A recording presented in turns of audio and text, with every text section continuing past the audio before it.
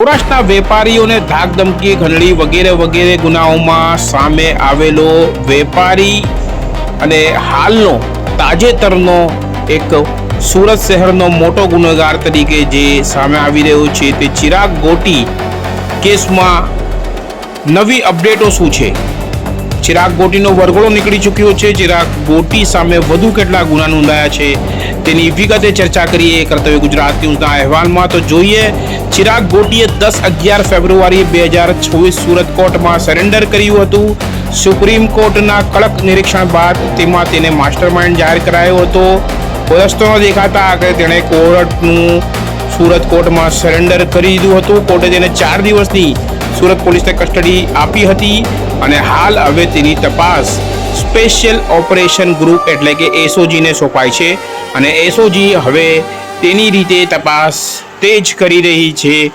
નવા એફઆઈઆર અને આરોપો પણ ચિરાગ સામે ઘડાઈ ચૂક્યા છે, જેમાં ધરપકડ બાદ વધુ 2 થી 3 એફઆઈઆર નોંધાઈ ચૂકી છે ચોક બજાર, કતારગામ અને સિંગરપોર પોલીસ સ્ટેશનમાં, જેમાં અપહરણ, ખંડણી, ધમકી, મારપીટ, આર્મ્સ એક્ટ હેઠળના ગુના સામેલ છે.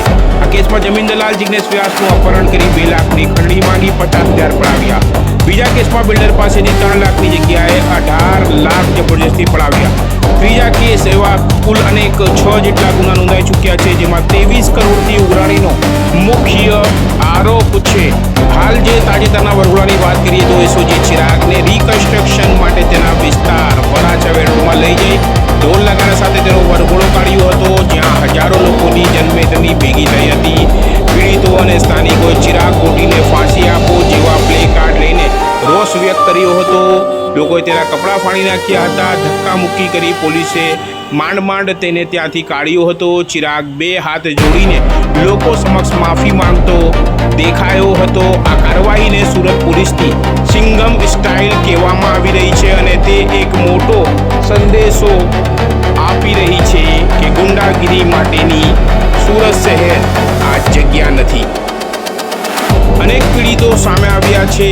સોશિયલ મીડિયા પર વાયરલ વિડીયો અનેક રીતે ચર્ચામાં છે. લોકો ગુજસી ટોક એટલે કે ગુજરાત ઓફ ઓર્ગેનાઇઝ ક્રાઇમ હેઠળ કાર્યવાહીની માંગ કરી રહ્યા છે. કેટલાકમાં રાજકીય વિવાદ પણ ઊભો થયો છે. સુરત પોલીસ કમિશનર ઓફિસમાં પીડિતોની લાઈનો લાગી છે. તપાસમાં વધુ પીડિતો પણ સામે આવી શકે છે.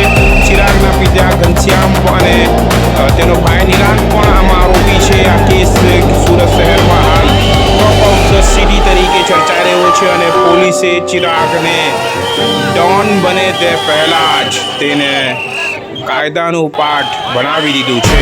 ત્યારે આ કેસમાં હજુ આગળ શું થાય છે તે જોવું રહ્યું. કેમેરામેન સાબિર અલી સૈયદ સાથે કાદિર શેખ, કર્તવ્ય ગુજરાત ન્યૂઝ, સુરત.